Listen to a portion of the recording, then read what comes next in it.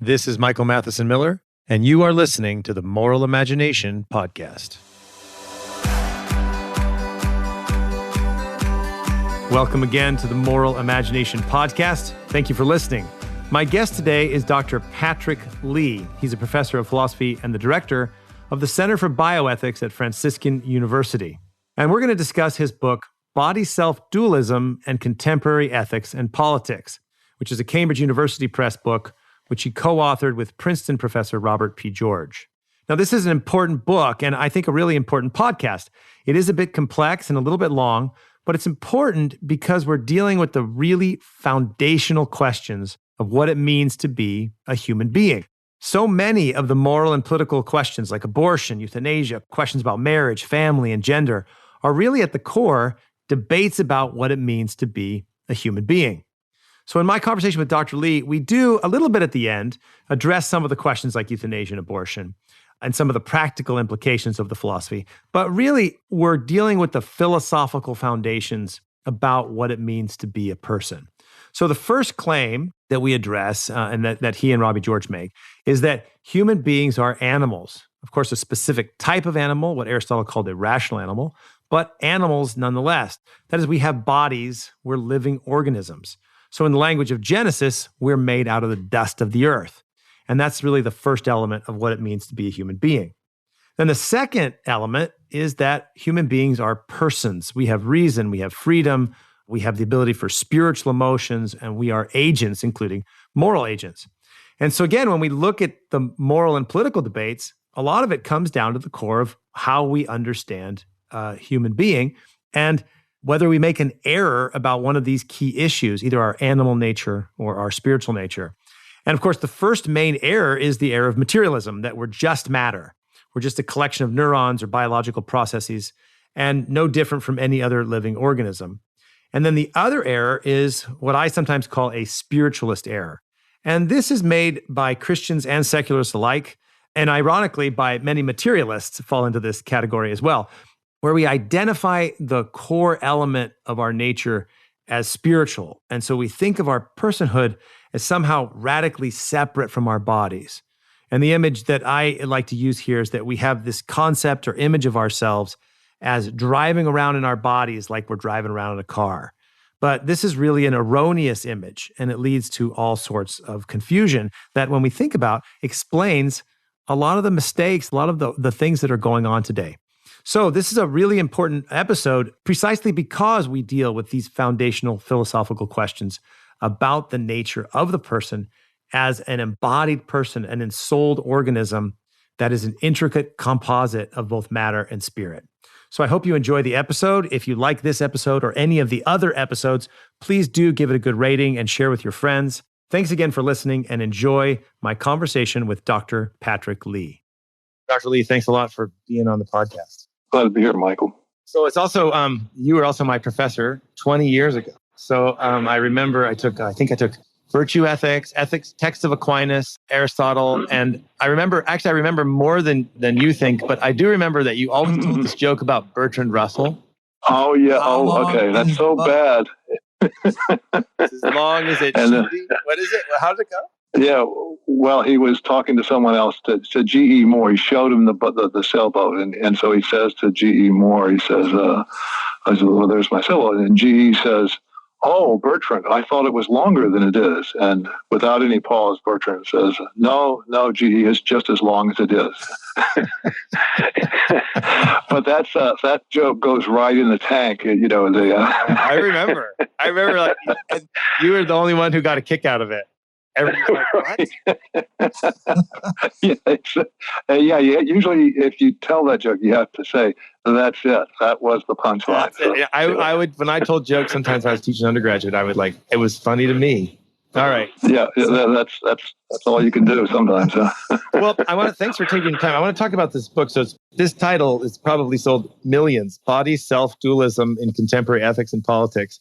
But it's very important, right? And you've written a lot on moral issues surrounding marriage and abortion, euthanasia. And I hope to get a little bit into that. But I'd actually like to focus on the first part of the book, right? Which sets out your understanding of a human being. And you say that human beings are both animals and persons, right?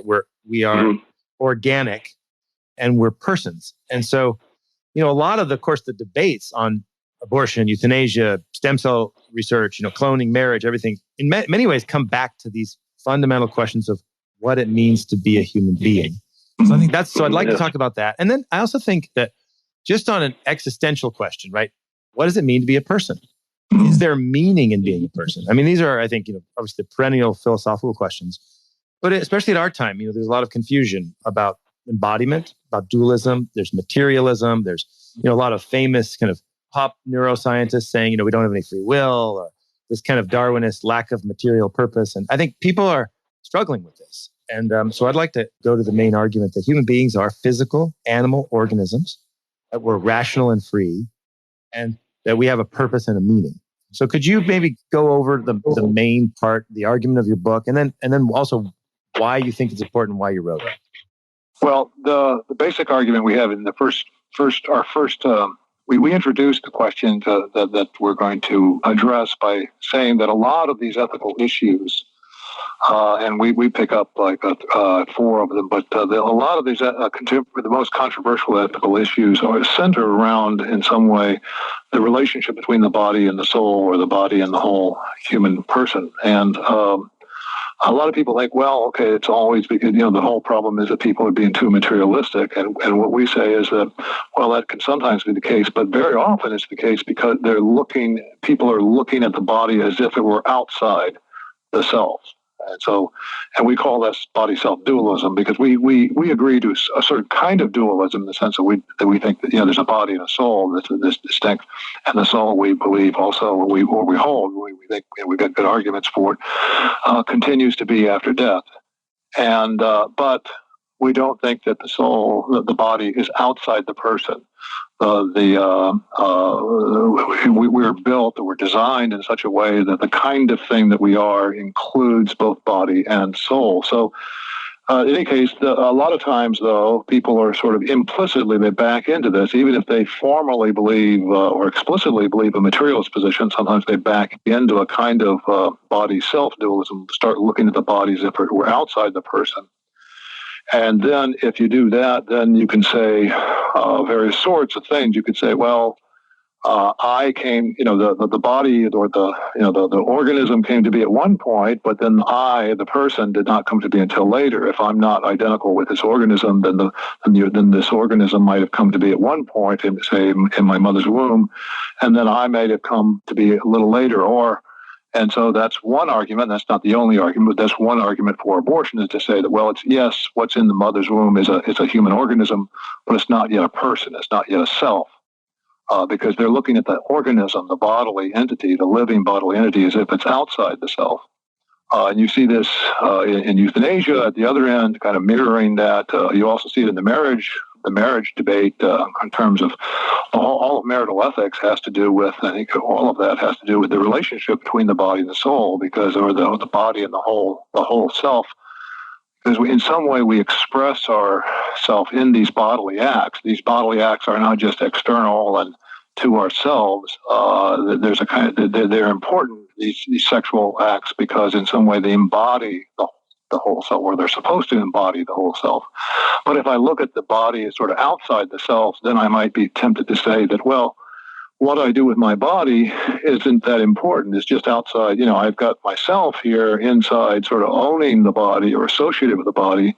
But these bodily things that we're doing out there, they're really not that inherently meaningful, because there is sort of, what you do with your possessions doesn't have that much of an inherent meaning, and you can use your possessions in whatever way. If my body is an external a possession, it's not really part of the self, then it's hard to see how I really can't just do with my body in a sexual way whatever I want, as long as these persons behind the bodies are not, are consenting, or somehow, getting some kind of pleasure or some kind of enjoyment out of it. Doesn't seem like it's not. It doesn't seem like it's necessarily going to be that big of a deal.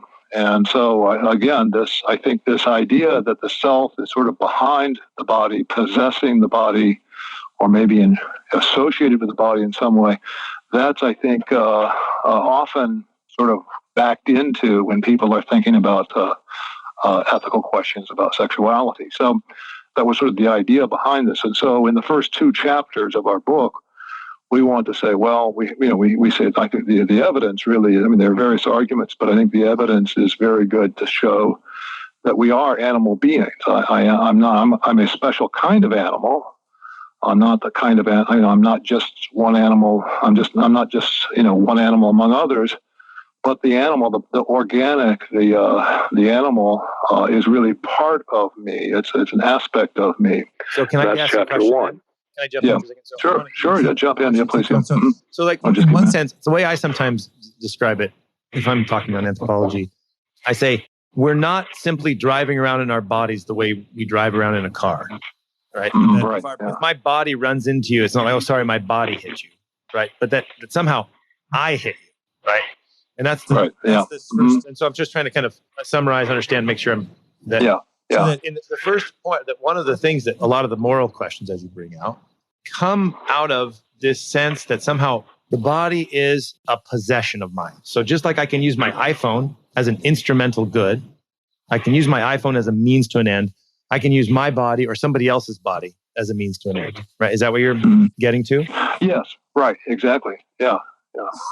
And I think But if the body is not simply a possession, but has more, say, profound meaning in connection to what it means to be a person, then this is going to shift the way we understand a whole host of moral questions, but also just our relationships with our fellow human beings. Yes, exactly. Yeah, and also things that actually I don't think we got into this, but you inverted to it a little earlier about this question about the meaning the meaning of a person. I think isn't just, we're not just trying to go beyond the bodily. And I mean, I'm religious, I'm Catholic, but it's not really part of my faith, and I don't think it makes sense to say, well, I'm just moving for a purely spiritual end point. That doesn't make sense if part of what I am is a bodily thing. So it also has implications about when we think about heaven, when we think about the kingdom of God. Those are theological questions, obviously, but then the body isn't really outside that. It's not just a mere means. It's not just a mere instrument. Like Aquinas says, I think he says, I'm not my soul, right? I'm not simply right. So it seems that, and I want you to continue, but it seems like this question, it's very interesting. Like materialists who hold that we're just matter somehow still kind of back into this position. It's like, well, you're just killing the fetus, not the person, or it's no longer grandfather, right? It's just it's lost its personhood, which is kind of an interesting thing, because if you're a materialist, there's just matter, so it's not totally coherent. But the other thing is, I kind of sometimes wonder, and I don't want to take, maybe I'm jumping ahead, so we can go back to where you were going. But I sometimes wonder that even people say who take religion very seriously, like Christians, right, Catholics or Jews, that would say, for example, almost in a reaction to materialism, right, we would say, we kind of emphasize the spiritual. And of course, like I'm Catholic also, I think that we're embodied persons and that we do have an end beyond this world, but that we are also, as Genesis tells us, made out of the dust of the earth. And so, sometimes we'll hear people say things like, we share, however, 99% or 95% or whatever of our DNA with the chimpanzee. And, and I say, and with, a lot with bananas and sunflowers and trees, and because we're made out of the dust of the earth.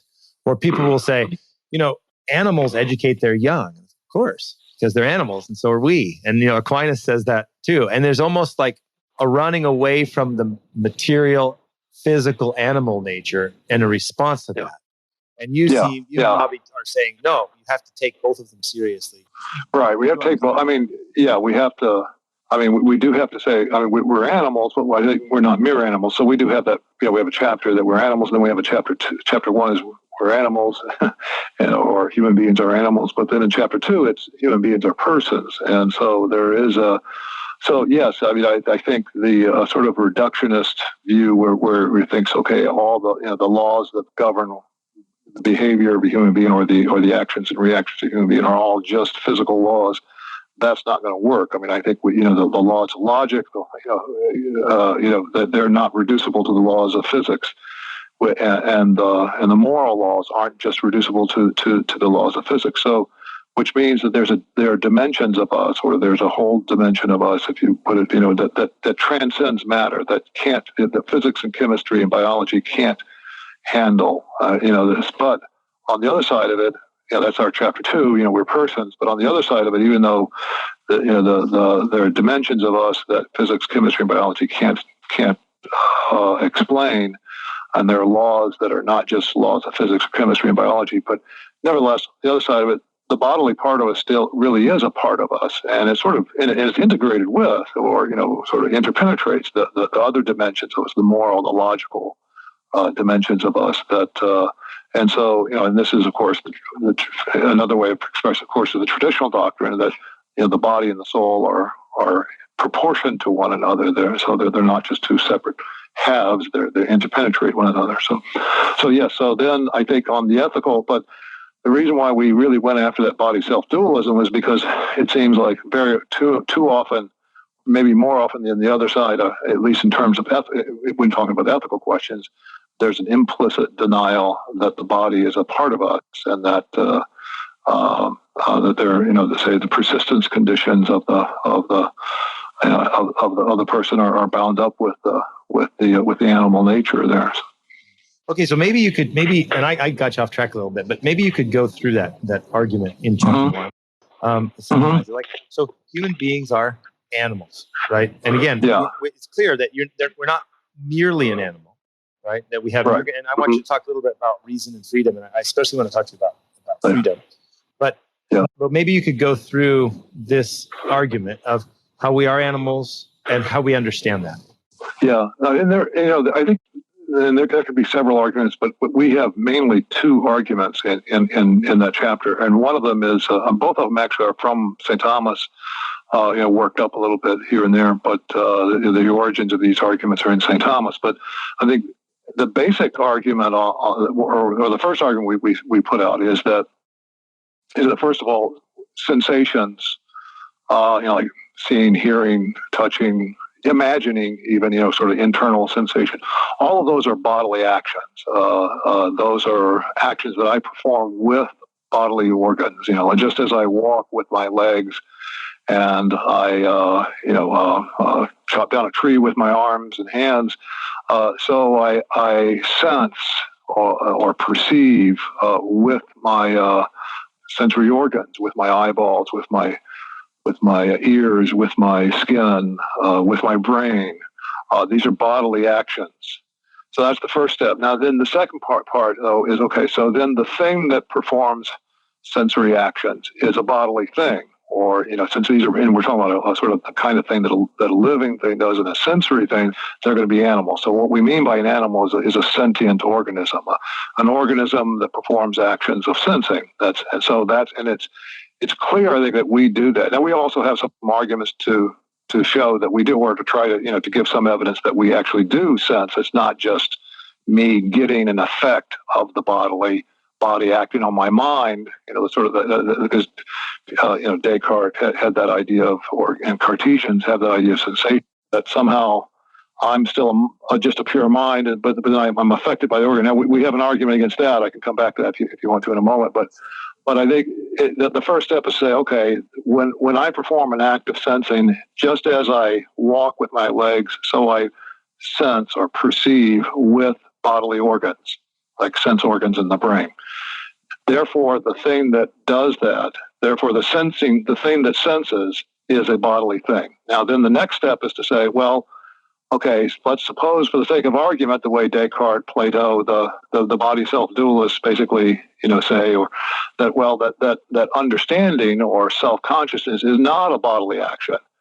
Nevertheless, it's got to be the same thing, the same agent that senses and then that understands or is self-conscious. So, in other words, if someone was going to say that what I am is different from my body, or what I am is different from the animal, they would have to say that the I is the thing that is self-conscious, or the I is the thing that understands and is self-conscious. But we want to say, well, the next step is to say, well, it has to be the same agent, the same thing that understands on the one hand, or is self-conscious on the one hand, and senses on the other hand. And then we have an argument for that if you look out at a tree and you think you understand what a tree is in some way, you say, well, that tree is a plant. Well, you've got a sort of compound. You have a proposition which has two parts to it: a subject and a predicate. Now, the subject of that proposition, with a perceptual act, you're saying that thing, and that indicates what you're pointing to, what you're perceiving. Whereas the predicate of that proposition, when you say, okay, that thing is a plant, what you mean by plant, you apprehended that by your understanding, and then you have a consciousness of yourself having that understanding. So, but it has to be the same thing that knows the subject of the proposition, or grasps the subject of the proposition, and that grasps the predicate of that proposition. And so it has to be the same thing that senses on the one hand in order to know the subject of the proposition. Okay, so let me ask. And understands. Yeah. All right, so it's got to be so the thing that understands, which is the I, has to be the same thing as the thing that senses, which means that I am a sentient organism. That's the argument. Okay, so I saw a pine, and I know that pine's a tree. Mm-hmm. So I'm just trying to reiterate it. So I look out and I see a pine or an ash tree or an oak, and I say, okay, that's a tree. Well, yeah. In one sense, you're jumping a little bit ahead to your chapter 2, right? But that there's some type of active understanding taking place. Yeah. That active understanding that's taking place, the recognition that's a tree, was done by the I. So even if you accepted a Cartesian kind of, okay, it's a non-bodily action, it's nevertheless the agent that's embodied, that was able to sense the tree, hear the noise, feel the touch, that's able to make the understanding. And therefore, you can't radically separate the sensing agent or perceiving agent, which are distinct, right? Sensing and perceiving are separate, the same. But sensing, right, with the understanding agent. Is that right? Right, exactly. Yeah. It's got to be the same thing that both senses and understands. And the thing that senses, we've got this argument already that if sensing is a bodily action, now then we've got, you have to defend that. But I think there are good arguments to defend that. But that sensing and perceiving, either one, both of those are bodily actions. So it's a good argument, like a short, good argument to defend that. I think one point indication of this is that whenever I sense or whenever I perceive, it really has a kind of perspective on it. I don't just, if I understand, say, what a horse is, I'm not in any particular perspective. But when I sense something, if I'm looking at that, tree, well, I'm over here and that tree's over there. So my act of sensing is thoroughly situated. And the only way it's situated is the way it's situated or the way it's located. In other words, I'm looking from a particular. If you look at the tree and I look at the tree, we're sitting next to each other or standing next to each other. We both look at the tree. We see it each of us sees a slightly different. So we're looking at the same tree, but we're looking at it from our own perspective. That really only makes sense. That's a strong indication that the act of sensing is thoroughly a bodily action. It's not just something produced in my mind. It's something I'm doing with the activity. It seems that the bodily nature and that perspective is participating in the action rather than just producing an effect, and then my act of perceiving is something else. Now, who do you think would be, say, opposed? Like the materialists would generally find that okay, right? Like, I mean, at least a lot of materialists would say, yeah, right, because say that kind of the neurological materialism, say the whole thing is an embodied act.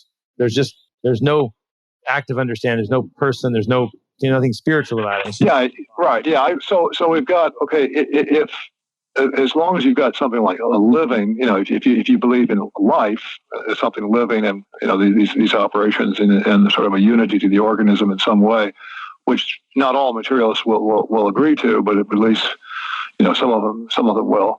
But as long as you've got that, then they wouldn't disagree with that argument. I think in terms of the other part of it is to say, well, okay, there's we're saying the body that what that shows is that I am a sentient organism. It doesn't it doesn't get into the question of whether there's a dimension of me that transcends the animal or that transcends the bodily nature of me.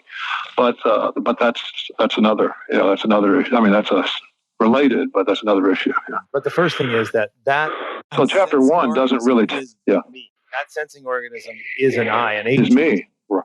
Yeah. Maybe you could explain this kind of understand, because the idea of a substance, right? An Aristotelian substance. Because let me just give you an example, right? You mentioned the various, moral issues, and I remember once I was having discussion with people on whether abortion is a moral evil, whether it's murder or not, and the kind of classic example I get, you already stated a little bit as well.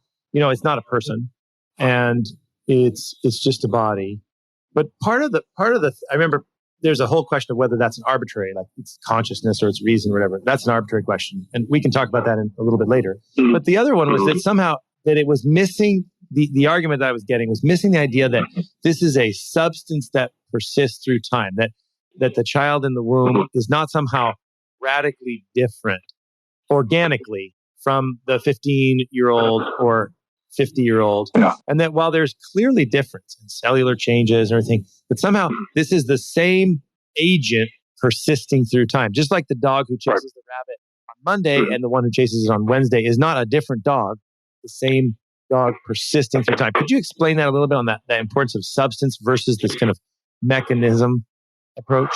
Yeah, well, you've got set out a bunch of it already, but the where we first talk about this, we do speak about this distinction between looking at us as a kind of either as just a kind of a set of particles or a set of molecules, sort of aggregate of molecules or particles related in a certain way, or versus a substance that endures through time. Or another idea would be, well, we're like a process that sort of we're not a substance that persists through time, but we're a process that sort of extends through time. We hit that. We talk about that actually several times throughout the book. But I think it's important to see that what I am does persist through time, and there's a thing there that then has various powers or potentialities, and those potentialities aren't always manifested. So you have the thing there, like a butterfly, is there. It's to say it comes to be at one point, and it has within itself a kind of internal potentiality to grow to the stage where it will eventually fly. But that's it has that potential. It's the kind of thing that will develop itself to that point where it will fly. It already is that several months before it gets there. And so it has a butterfly or different organisms. Each organism has powers or potentialities that aren't actualized all at once. And the same way with us. And so the first time that this comes up is here in this chapter, where we're saying, well, you've got two distinct actions going on at the one time, sensing and understanding.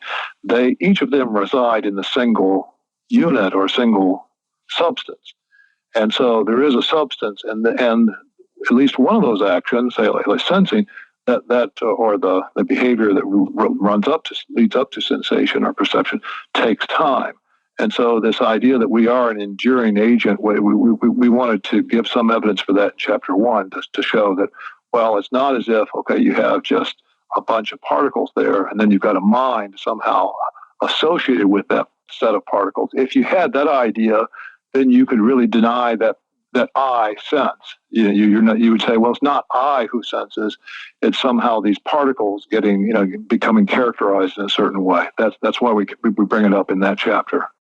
Okay. Yeah. Good. No, that's so. I don't know if I got the thing more cloudy, but well, it's a complex thing. I mean, I think maybe we can come back to it a little bit later. But I do want to. I think the point that you made is that the mechanistic or doesn't seem to do justice to the experiential unity of the thing that both has capacity. So maybe not every process is developed, right, but it's still that thing. And so that dog, this is your example, that chases the rabbit on one day and then the next day, it's not a different thing. It's the same unity that persists through time. And and you need to have a reference. Right. Important.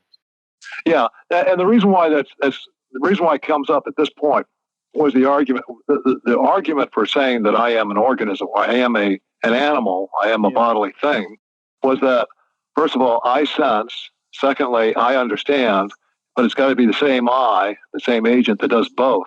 But if someone comes in and says, well, I don't really believe in an agent that sort of is there and then performs two different actions, then they can escape that argument. And so that's why that's why it's relevant, this question about, okay, do you have a substance there that endures through time and that engages in various actions?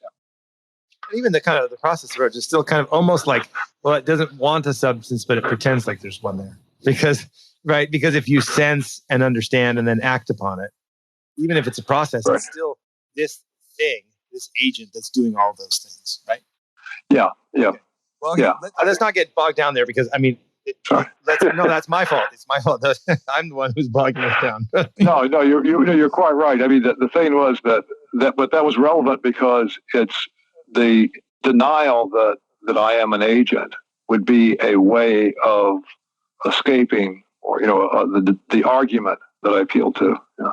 So, what is it that makes us then persons? Right? There's something more that makes us different from other animals. So we are an animal, but we're different. And some of the things that you say is that we have the ability to engage in reason, which is not simply discursive thought, but acts of understanding, conceptual thought, interiority, being able to note who you are, that you're aware of yourself, and then free choice. So maybe you could go through kind of the summary of what makes a person. And then I want to hone in on a couple of these questions and push back on you and give you some arguments to see you respond to them. Sure. Well, on the one hand, I think we are animals, so we are sentient organisms. But the other part of it is we are sentient organisms that also engage in other kinds of activities like understanding and willing, or acts of free choice. Those activities, understanding, conceptual understanding, not just having certain images, but understanding, grasping a point, grasping an explanation, understanding what something is. That kind of conceptual understanding, I think, is not something that other animals, as far as we know, engage in. And that's also very important for, I think, the basis of rights. I would say that the basis of rights is that any rational being, and perhaps for all we know, there are some other rational beings out there besides members of the human species.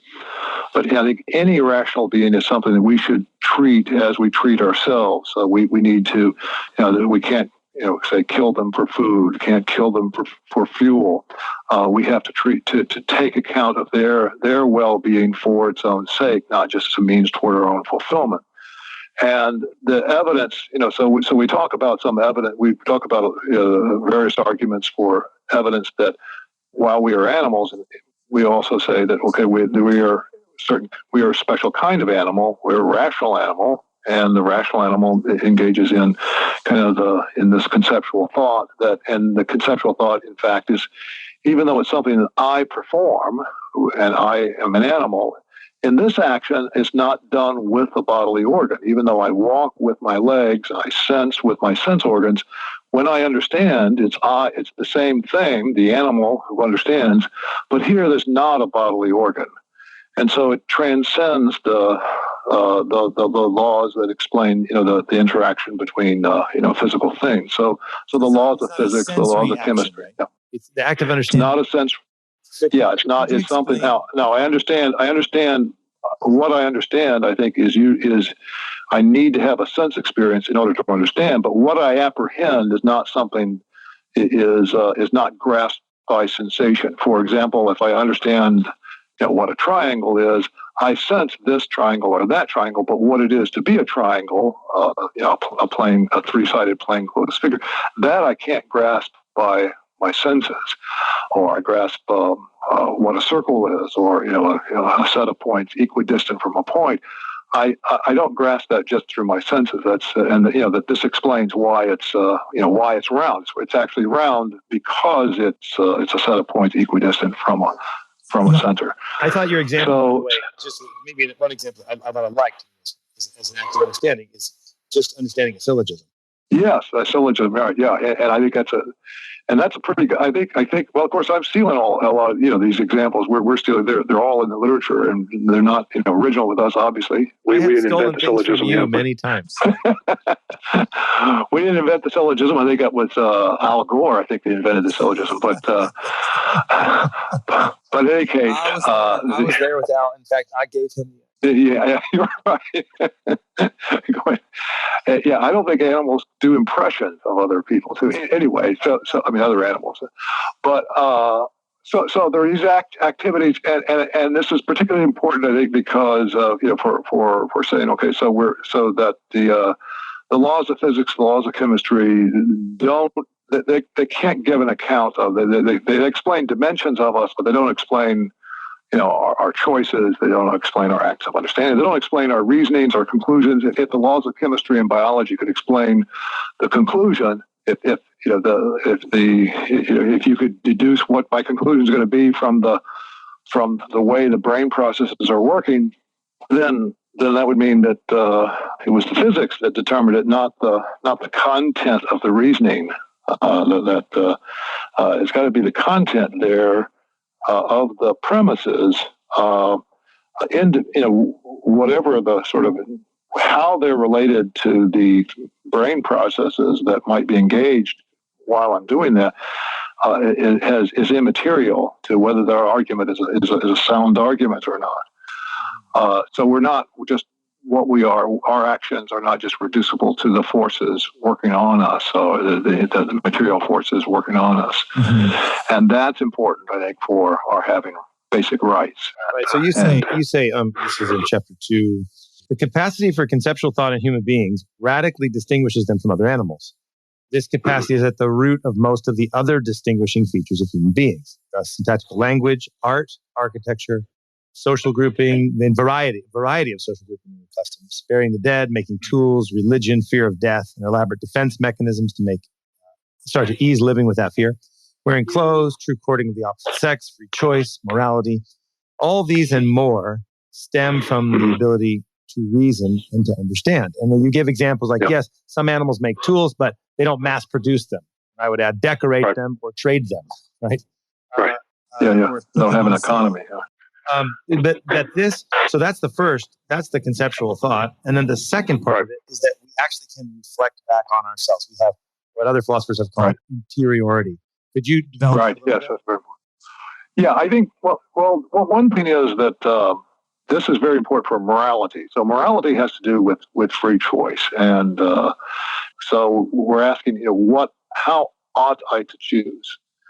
And I think I can see that there are various options I could perform, and I can apprehend the various ways in which these different options would contribute to my fulfillment and maybe the fulfillment of other people that I care for.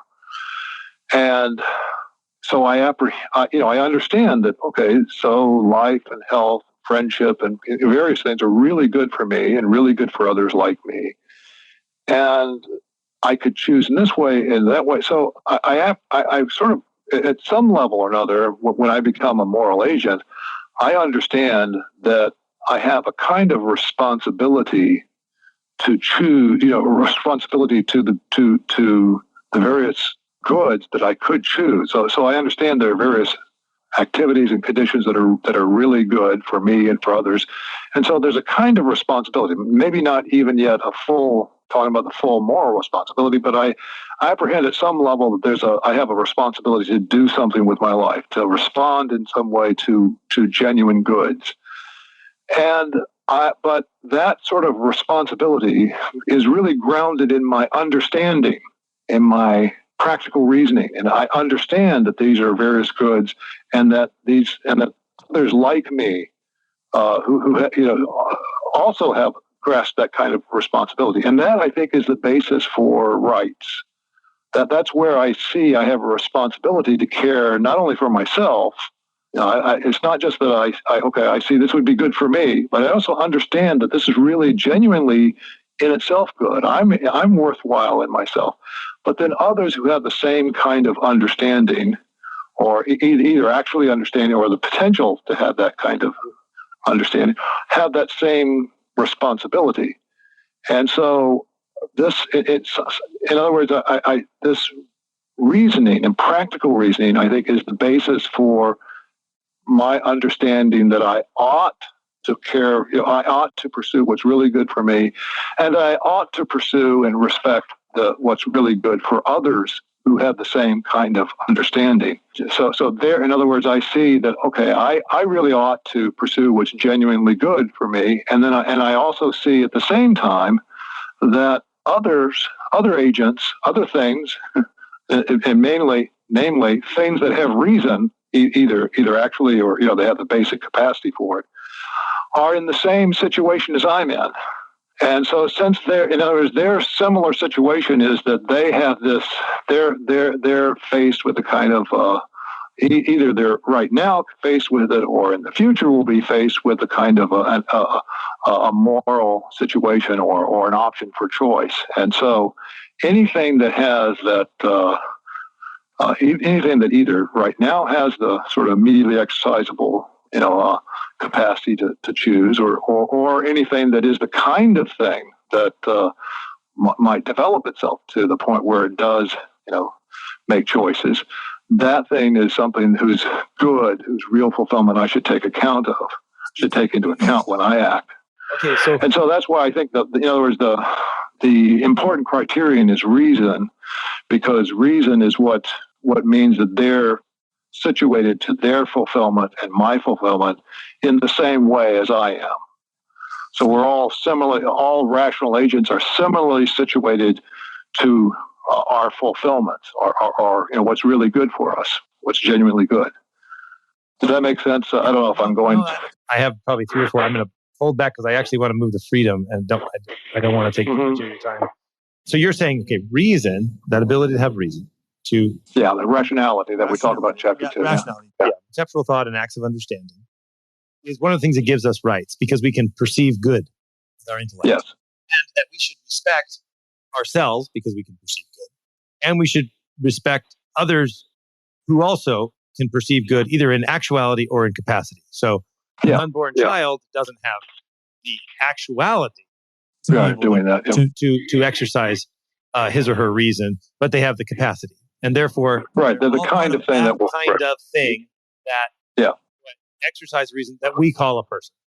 Mm-hmm. And there's our response. So I guess there's 2 lines of questioning. The first is, what about other beings? So why don't we have the responsibility to respect other beings? So let me give you an example. Somebody would say, well, isn't that just like focusing on people who have reason? But a cow, we don't understand whether a cow has reason. I mean, why can we kill a cow? And what's wrong with that? So I have 2 questions. That's my first one. Well, what's wrong with killing a cow? Well, how do you know that maybe they just have a different kind of reason? What would you say to that? Yeah, well, there's 2 things. One is, why is reason the cutoff point, and then the other one is, well, how do we know that whether cows have reasoning or not? I think the name. I mean, the cows is a pretty good example. I think the actions that they perform, I think, are completely explainable by reference to perception and instinct, and not. None of the actions that they perform give any, even the mature. None of the actions that the mature members of the species perform are, manifest any kind of grasp of moral, moral dilemmas or moral dimensions, or being able to see reasons as opposed to being attracted to on the basis of say sensory emotions. I mean, there's that would take a long time to try to give some evidence for that, but that would be the direction. That's the direction in which I would go. Yeah. Okay. So they're animals, but there's no evidence of reasoning. And the other thing is, I think when we look at these different species, and you say, okay, well now maybe they haven't shown any evidence of this so far, but they haven't been trained well enough. But if they had the internal power to do it, at some point, it would manifest itself, I think. So that's the direction. This would be this isn't a good knockdown drag out argument, but that's the direction in which I would move with that's the direction in which I think we could argue that. But the reason why reason or the capacity for rationality is the cutoff point is, I think, if you look at say, well, look, everyone has to say. I mean, you couldn't live unless you could destroy something as a means of consuming it. I mean, everybody's got to say at least rice, wheat. I mean, at least. But these things, rice and wheat, they in a way they're organisms, and they're oriented toward in some way their proper functioning. And so they, in some sense, those, they're the things that contribute to their proper functioning are in their interest, in some broad sense of the word interest. But we can act sort of, we can take that. I think everyone is going to admit, at least with rice and grass, that you can, or maybe wasps or snakes, or that you can destroy them for your end. Now, then, at what point does it say? Well, someone might say, well, sentience. Okay, but I think that this sentience, my sentience, my urges, just my sort of animal urges, I don't think they really. If we're asking what I should do, my animal urges don't really register. So I don't think animal urges themselves. I think pleasure and pain are sort of mechanisms in animals. I'm not saying they're unaware or unconscious, but I mean they're the conscious mechanisms that contribute to their help their flourishing, help their proper functioning. But I don't think they're to say that, well, it's what really counts is just sentience or pleasure or pain. I think that's a mistake. We have another that it's built on sort of hedonist view, that what makes things worthwhile is pleasure, as opposed to what's genuinely fulfilling for a person, and a person being a rational agent. And so I think a lot of people move toward a kind of animal rights or something like an animal rights view because they're implicitly taking a hedonist view. They're implicitly thinking that, well, what makes things worthwhile is that it's a sort of favorable experience, or a kind of enjoyable experience. But I think an enjoyable experience is sort of isn't what makes it worthwhile. It can be an aspect that adds to the fulfillment of the thing, but it is not in itself what makes something worthwhile. So I think the real, if we're looking at this in terms of my deliberation, is that, well, I understand that, say, being healthy is a good thing, but and so anyone who has that same kind of understanding, so I see a responsibility in some ways to pursue health and pursue knowledge, to pursue the experience. But anyone else who understands health, knowledge, aesthetic experience is also going to have a kind of responsibility. So I see my responsibility. So I understand these other agents, these other things, these rational beings they are having the same kind of reasons for action that I do. And so responsibility doesn't have a sort of proper name on it. But I think sensations, pleasures, just cut off from real fulfillment, do have proper names on them. Okay, good. I think that's obviously we could spend a lot of time on that. No, it's good, but I think it's an interesting question. I think and the whole question of thinking about hedonism is also another thing we could spend a lot of time on, but unfortunately we don't have it. That you could kind of sum it up and say, well, okay, so I think the animal rights thing is the thinking that leads to an animal rights view is really resting on a kind of hedonistic view, and then I think there are strong arguments against hedonism. And you have a whole chapter on hedonism as well. So we do. One of the things I say, and to push back on this, I'm still thinking this through. Obviously, so I don't think animals have rights because I don't think they have moral agency or reason or free choice. But I do think they have some sort of moral stature as kind of created beings, if you want to put it in religious language. And so the way I sometimes explain it is, so here's what they don't have rights. So if you saw a lion rip apart a lamb, a goat, right, and eat part of it, you wouldn't think the lion did anything morally wrong. But if I walked out to my front yard and beat one of my goats to death with a baseball bat, you'd be horrified. And that horror would, even if you saw the you might find the lion doing it distasteful, but you'd see me doing it as something like deeply problematic because somehow I'm acting against my reasonable nature And I don't, if you want to, I can see you're using the language of basic goods. If you want to put it in some kind of good of aesthetics, care, where I don't know where that would fit, but somehow there's something wrong because of me being a reasonable being, not because of the animal. What do you think? Yeah. I think something along those lines. I mean, this is there's a lot of issues here, and we don't talk about all those issues in that. But I think, one thing is, and this is where I think the more than what we might tend to think at first is located in terms of what we say about animals I think we need to bring God into this, and that this is God's creation.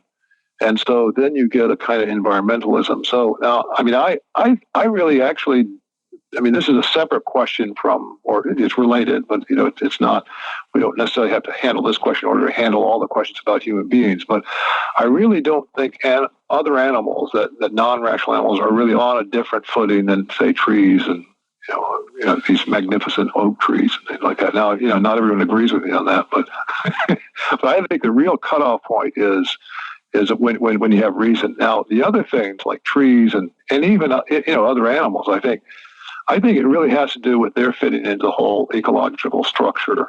And it's sort of, this is God's house. And when you go into somebody's house and you got a bunch of furniture there and everything, of course, if you really needed the furniture in order to build a fire, then you could presuppose consent for that.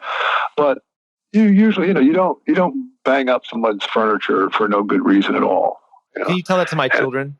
Yeah. This is a sort of constant refrain. I've got 9 kids, so I've been saying this for years, I guess, but not as much lately. I say it to my grandkids now, but anyway.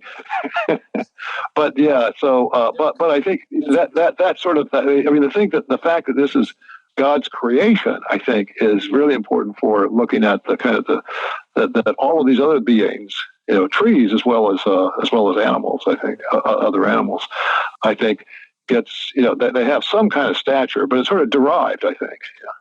Now a lot of people aren't going to be satisfied with that, but that would be the sum of it, at least in my view. But I could be wrong on that. That requires. I want to move on, but I think that does require a certain respect. I would kind of tend to go that direction too. That we have a responsibility. You can see it in the creation narratives and in the tradition. Yeah. That we have, and of course, in Judaism and Christianity, you can see this. There's a responsibility for us to care and be stewards of creation. But a lot of that comes from the fact that we have reason. Yeah. I think that's right. It comes from creation for sure. So it's a response to, I think, something outside us that has. But we're actually, God's he's the creator, and this is his house, and so we have to have some kind of respect for this. So that's sort of the direction which now, of course, a lot of people aren't going to be satisfied with it, because what that's doing is, if you say that that's basically all there is, then it really, the animal isn't on a fundamentally different level than the tree. And so a lot of people want to say, well, no, the animal can suffer or have enjoyment. And I want to say suffering and enjoyment are really just part of overall flourishing. Right. You've got trees that flourish in a certain way. The animal suffering and all that's part of its flourishing, but it's not, I don't see it as registering kind of independently of that. But that could be, maybe, that could be debated, but that would be the direction. I guess I think you could say somehow animals may suffer more than trees, but anyway, let's move on. Yeah, I want to talk about 2 more things before we run out of time. One is this capacities question. Okay, so could you help go through this? So here's one of the arguments on capacities. All right, we've kind of touched on it a bit, but maybe you can make it more provocative. All right, so look, the unborn child doesn't have all of these capacities that allow for human flourishing. And let's actually move to euthanasia. So in your chapter on euthanasia, you give the example of a man who has a very severe stroke, and the children say, that's not grandfather. Grandfather's this loving person. He's gone. Okay? Or someone in a coma. And he's lost his capacities. They're not coming back. Obviously we don't have 100% certainty, but based on pretty much everything we know, they're not coming back. So even like an unborn child who can be pretty certain that child's going to have all these abilities, these capacities to be able to be utilized. The person with the severe stroke is no longer going to be able to have his capacities. So why, if reason is so important and they're never going to be able to use it again, why do they have rights? Well, let's first talk about the the unborn child for a moment, the unborn human being. So you got the human being comes once the sperm fertilizes an oocyte. The sperm and the oocyte cease to be, and you've got a new organism that's neither, the sperm and the oocyte, they cease to be when they join to each other. And so then now you have a new organism, and it's actively developing itself. But within itself, it has this dynamism. It has the structure orienting it to the DNA structure and the epigenetic sort of shaping of that of those genes. That mean that given the right environment, it will actively develop itself to the mature stage of a human. So it can't right now. I mean, in other words, it can't tomorrow reason and make deliberate choices. But it's the kind of being that will, given the right environment. So it has that internal potential. So in that sense, you could say, well, it has that potential for reasoning. It doesn't have a sort of proximate capacity for reasoning, but it has a basic, sort of, you could call, we call it a radical capacity. It doesn't have the capacity to do it tomorrow, but it has the capacity to develop itself to the stage where it will do it. And so the embryo or fetus is a rational being. It can't manifest those powers right now, but it has those powers. It's just going to take this being a while to actualize it before it does. So it has to grow and so forth. So it's that kind of being. Now, I think that's also true as long as you have a human being there. It's also true of that human being. He has the radical capacity. We might say, well, he may not in fact ever reason. He may not in fact ever recover consciousness, but you can't rule it out as long as he has. There's this question about when does death occur. The position that we take right now, we didn't clearly take a position on this on brain death in that. But I think brain death is death. But as long as there is a part of the brain, then this would be, even if someone who doesn't think brain death is death, they would say if you have a part of your brain, then you can't rule out the possibility of having consciousness in the right circumstances. Now, maybe given our technology today, we couldn't bring them back, but you could not rule it out. It's, the development of technology, and they're the same kind of being. As long as you have the same human being there, I think it has the radical capacity to engage in conceptual thought and deliberate choice. Something may be blocking the actualization of that capacity or impeding that, but it's that kind of being. And I think it's that kind of being until death occurs. So like I would say, this is slightly different because I'm adding more elements, but I think reason is the foundational one as well. I agree with you on that. But let's say that sometimes if you take consciousness or whatever, some type of thing, you can reduce personhood. So what we'll call that kind of thing, right? You can say, well, the human being is this certain kind of thing that has all these attributes to it. But being able to exercise one of the capacities and saying that alone determines life, I think, is an arbitrary position. And it ends up being a position that happens to be like determined by power or consensus. And that if in a different structure of power or consensus, you could say, well, another type of a capacity that we say is, naturally part of a human being. That's what matters now. And so I think there's something, so for example, if you say it's reason or consciousness, what else could it be? It could be race, ethnicity, other host of other things. One could say, well, that doesn't account to us as a person. And because we have the political consensus or the power, we can make a decision that that's not what person is or that human being, that thing that we call a human being is. And we can kill the human being because it lacks that capacity. It seems to be an arbitrary position that if you have, as I said, I'm kind of repeating myself, a different power structure with a different theory, you may not like it. Yeah, well, I think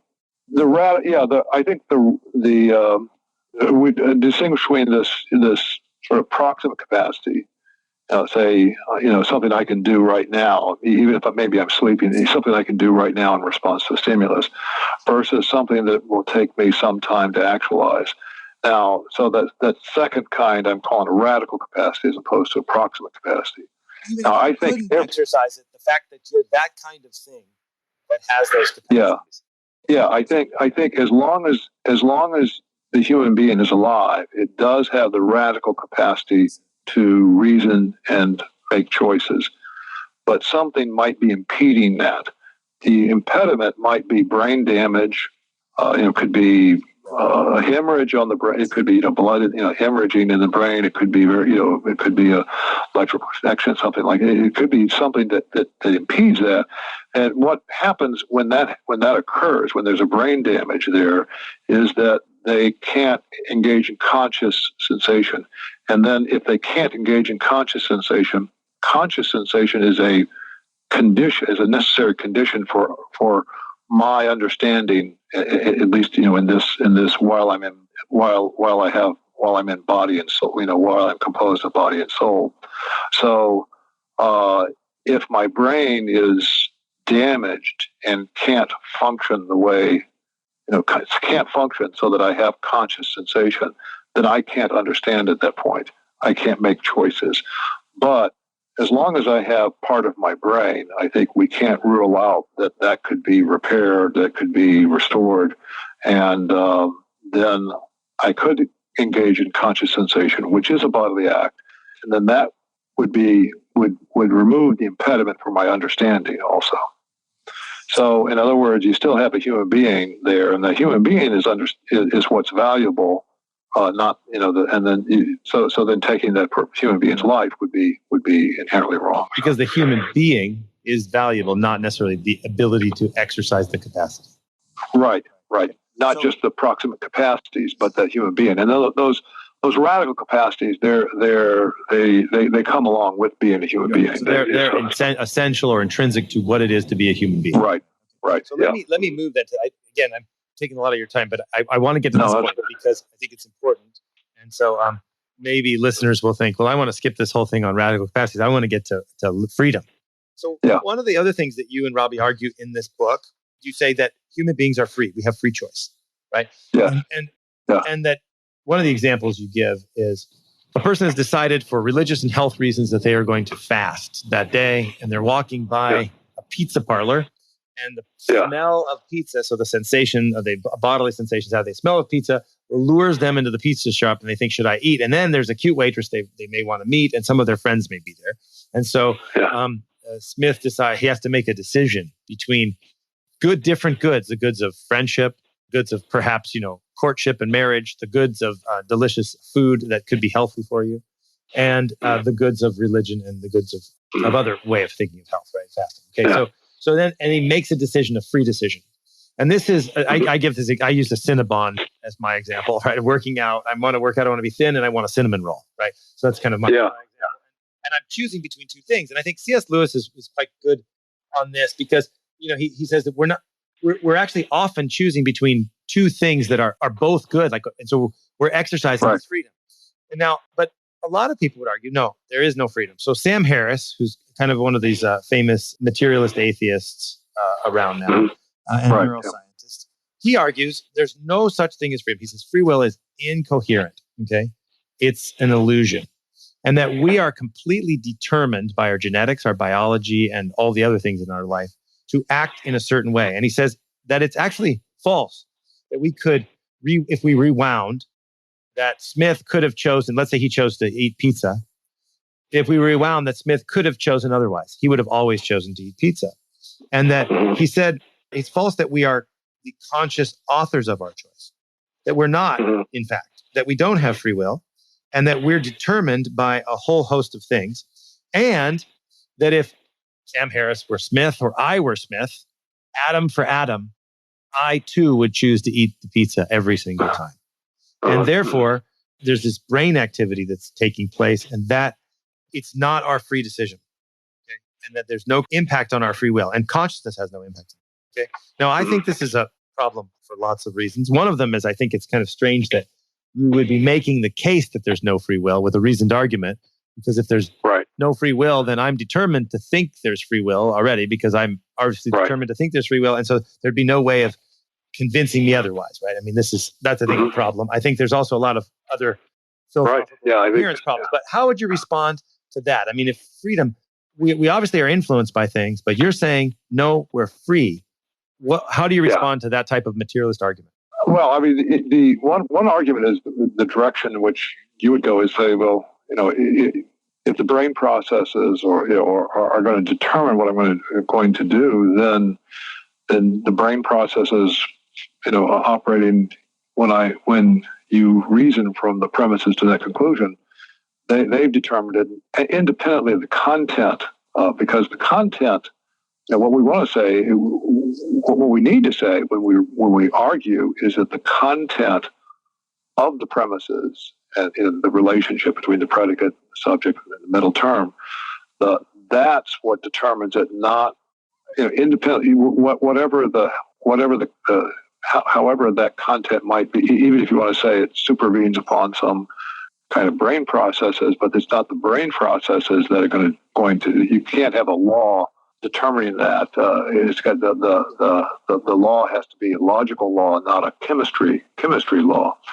But so that would be the direction in which I would have a direct argument. But I think the other part of it is that I might have a very, very strong desire for a cinnamon roll or for a pizza, and that's the strength of that desire could be stronger on one day than another, and I could choose in different ways from one day to the next. And it certainly seems, now this isn't a knockdown argument. I think the knockdown argument would be in the direction of the kind of reflexive argument you were beginning.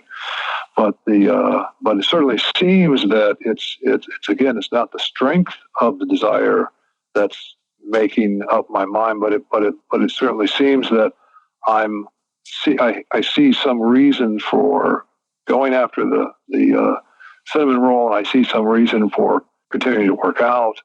And there are different kinds of reasons. They're not such that I can measure against one another. And I think once you get to the level of reasons and then somehow the content of that reasoning can make a difference. And it does seem that we're talking about the content of the reason. If I say that somehow it's my understanding of the goodness of health, as opposed to just my desire to have to get something, in the long run, if I'm thin or versus the strength of my desire for this present, nice smelling and obviously nice tasting cinnamon roll. It's the content of the reason as opposed to just simply the strength of desire that seems to be making a difference. Now, to say, well, to try to back it up with an argument, I think we could say, well, try to do it in an indirect way, the way you were indicating. I think that the argument for determinism, I think itself undercuts itself because, the argument for it, because if determinism is true, then it's not so much the content of my argument that's making the difference, but the strength or the brain processes themselves. Right, which is, I think, the reason. And the other thing he says, which I think connects back to your first chapter. So, I mean, maybe not, but I'd like to at least hear what you think. But he says that this whole idea of being free is an illusion, right? And he says there's no evidence in our experience if we pay attention, right? Which is funny because I would actually argue the opposite. It's paying attention that you can see these conflicting desires come up. And if it's instinct, as C.S. Lewis points out, there's not another instinct on top of which you choose between these instincts, right? So you start to get, at some point, you get to an infinite regression. There's something else that we would say is reason that's helping you make the distinction between these things and your freedom. But he says, I'm no more the author of what I'm going to do or will than what I'm going to think. And he says, so that what happens is we don't really have control of the thoughts that come into our brains, right? And that sometimes you just have these thoughts, that, these random thoughts that come into your brain. And in fact, he's arguing that every single thought is kind of random. But I would say, and this kind of goes back to the embodiment, I would say that one, I don't think that's experientially the case. I mean, I don't think every thought is random. I think there's some flow and order to them. But I also do think that those random thoughts, in fact, do come in. We have these thoughts that we don't know exactly where they're from. Maybe they're from something, maybe a sense experience that we had the other day finally showed up and now it's kind of come into our consciousness. But it seems to me that he's conflating thoughts with will, right?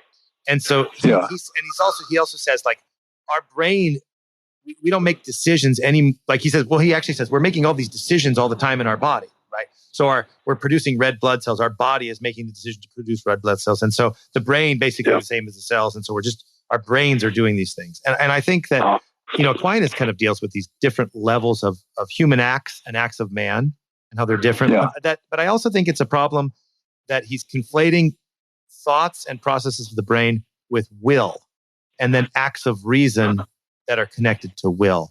But I also think it's a confusion even about embodiment and what our sensations are. So anyway, maybe I'm taking you outside of, you didn't write about this in the book. So now I'm just having. Well, it was something, there is, yeah. Well, I think this question about reasons, and when we're talking about free choice, we're talking about responding sort of with the willing or inclining to do this or that. So I go into finally I make up my mind and either, eat the cinnamon roll or continue, just do something else. Or finally I make up my mind and do X or do Y. Now, is that a response to a reason precisely as a reason, to the content of the reasoning in terms of that response where I actually will to do this? I might will to go eat, to walk across the street and eat go into the Cinnabon shop and eat the cinnamon roll. And I might get run over as I'm crossing the street. It's actually but I still will to eat it. So we're talking about, do I have an inclination, a desire, as it were, that responds to reasons precisely as reasons, as opposed to just simply an automatic inclination. I desire it. My mouth waters. That sort of sensory appetite, and it's similar to. In other words, is it an inclination that responds to a reason precisely as such? That's the traditional definition of a will or an act of will, as opposed to an act of sense appetite. Now, it's similar. All what I'm trying to say is that it's the issue here is the same, whether you're talking about an act of will or talking about, say, a conclusion, drawing a conclusion.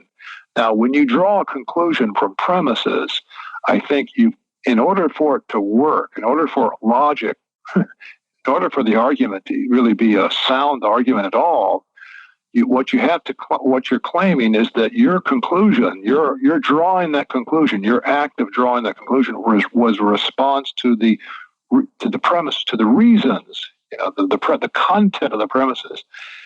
And it wasn't now maybe the brain processes are working, but it's not the physical properties of the brain processes that determine that you draw this conclusion. If it is, that's incidental to the validity or soundness of that argument. So in other words, the physical process, it's got to be in virtue of the logical laws that you're drawing that conclusion, not in virtue of the physical properties of whatever brain processes are involved. And so, in other words, it has to be responsive to your act of drawing that conclusion has to be responsive to the reason precisely as a reason, not it can't be determined by the physical properties. If the physical properties don't line up with logical laws, there's no reason to think that they do. So it's in virtue of the logical law, the content there. Now, that means that we have actions here, unless you're going to have a self-inconsistent position where you're denying the validity, that the conclusions really do respond to reasons, then you've got to say, okay, well, then it's possible for an act to respond to a reason precisely as a reason, and that I think that's the argument about conclusions. But then you could apply that to acts of will or acts of inclining toward or away from an action too. Sure. Especially those acts of that in some ways are like fasting, right, or chastity. Yeah, because your desires are all right. Yeah, they may be in one sense apparently contrary to desires. And I think, actually Harris says, the truth matters. And so he's taking premises and the content of premises quite seriously, but not applying it either to his own position or that, in fact, you could have the same type of content-driven premises and rationality that drives the decision-making what you call it, I guess, in the embodied, in the physical realm. Like, I'm going to go here or do this thing is not simply determined. So, well, I've taken a lot of your time. So maybe we can just finish by I think kind of addressing this materialism. It seems to me, the reason, I mean, I like your book for a lot of reasons, but I think one of the things that I really like about it is that there seems to be this kind of confusion today. It's kind of a dominant. We're struggling with materialism on one side, whether it's kind of Darwinist, random purposelessness, driven by material forces, or the kind of different, Sam Harris type of materialism, and Steven Pinker and all these guys. There's materialism all over the place. And then there's also a kind of spiritualism, right? Right. But I think those two things. I have a friend. He's a younger guy, and he says he's in his 30s, and he's like, "Look, materialism's dead. My generation, they don't care about materialism." And I think that's wrong. I think a lot of his generation are still highly materialist. Right. As is mine. Okay. But also that the spiritualism, if you want to call it that, maybe you have a better word for it, is not in fact opposed to materialism, but almost like the result of it, and that what people need, and I say the need in order to flourish, in order to find meaning in their lives, is actually to have real clear arguments for the fact that we are embodied persons that are. That's why I think your book is so very embodied. Very Thank you. So can you, the other comment on it? Yeah, I mean, I think if you look at this is I think a great thing about Aquinas. This is going back centuries, obviously, but I mean, if you look at his argument about human intelligence. And what he says about human intelligence, he's okay. On the one hand, the human intelligence is not a bodily act. I mean, or the act of an understanding is not a bodily act.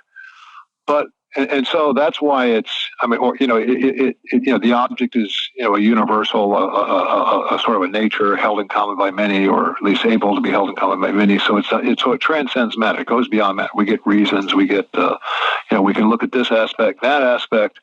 But on the other side of it, this intelligence, which because it's intelligence, it goes beyond the body. It's not a bodily act.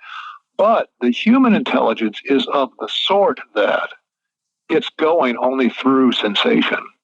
So it's built, sort of designed by its very. It's spiritual, but on the other hand, it's also designed to cooperate with the body. And so, in that sense, it's incomplete if it's not with the body. So I think I think after death, the soul continues to be, but it's incomplete. It's designed to be embodied, to cooperate with the body, to get its content, to get going, to get the fuel, through, or to get the content for to get going, to get started through sensation. So that rich concept of the body. It's not. Yeah, it's a body, funny, right? Because I'm jumping into that. People. Aquinas, he's a monk. He's probably like down on the body, and he's like, no, he takes the body very seriously. It's a rich concept of embodiment. Yeah. So it's the intelligence is meant to sort of to get started with the body, and also to transform and to express oneself through the body. And so this is why in the gospel St. Paul says, well, all of creation is groaning, and we're going there's going to be a new heavens and a new earth. All things are going to be gathered together into Christ, the body Christ, and marriage is a one flesh union. No, the body is not. We're supposed to transform. We're supposed to take in. The body is supposed to be a part of the whole thing. It's not. We're not supposed to go. We're not supposed to leave it all behind. I mean, So this, but this, going back to the argument here, the philosophical move is to see that yes, the intelligence is spiritual, but the human intelligence, by its very nature, is designed or oriented to cooperating with the body, and so it's not just a complete self-standing. It is a spiritual thing, but it's incomplete by its nature if it's not united with the body. And so it's sort of meant the body and the soul are proportioned, are meant to go with each other. Good. So anyway, that's sort of the direction. No, I think that's good. That's good. I sometimes listen to a lot of the arguments from kind of the fashionable philosophers, and I just think, boy, Aquinas kind of explained. Well, yeah, and you get development obviously after that. I mean, and then like all of Saint John Paul II's theology of the body.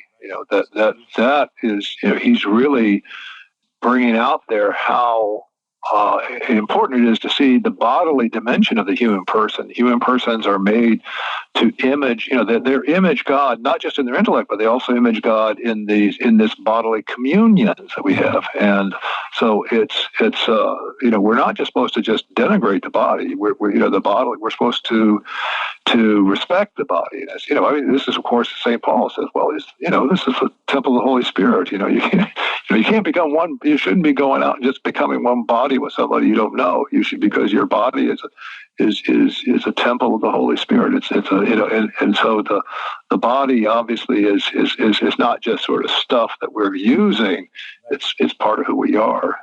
When you go back to Genesis and Jesus, the two biggies here, when they're asked a question about sexual ethics, what does Jesus do when he's asked a question about sexual ethics? He goes right to the start. He says, okay, this is what marriage is. When a man leaves his mother and father and clings to his wife, the two become one flesh. So he goes right to saying, okay, it's a one flesh union. Now, of course, not just one flesh, because otherwise it wouldn't be a permanent thing, but it wouldn't be a lifelong thing. So he's got this, they become one on all these levels. So the flesh, the bodily part of it is really, that it's part of the union. It's not just a vehicle for expressing our spiritual emotions. It's really part of that union. So right. Well, good. Well, so much of your time. This is fun. I could ask you more questions, but I'm going to be disciplined. I'm going to make a free choice, or I'm going to be determined by something. By the content of your premises. I see. Where you going with it? Thank you for your time. Okay, Michael. Questions for you. So the book here that I'm talking about is Body, Self-Dualism, and Contemporary Ethics and Politics. Patrick Lee, Robert B. George, Cambridge. You also have your other book is, what is it? Beyond? I have the note. Beyond. I have one on abortion called Abortion and Unborn Human Life. And then Robert George and I wrote another book a couple of years ago on marriage called Conjugal Union, What Marriage Is and Why It Matters. And that's also from Cambridge. Okay. And then you're the Bioethics Center. Just maybe tell everybody where they can find you. We have the Center for Bioethics. If you Google in Franciscan University Bioethics, it'll come to our site at the university, or Patrick Lee Bioethics. You have another site for that. Different things and different information going on there. Yeah. Great. All right. Thank you. My guest today has been Dr. Patrick Lee. Thanks again for your time. Thank you, Michael. Enjoyed talking with you.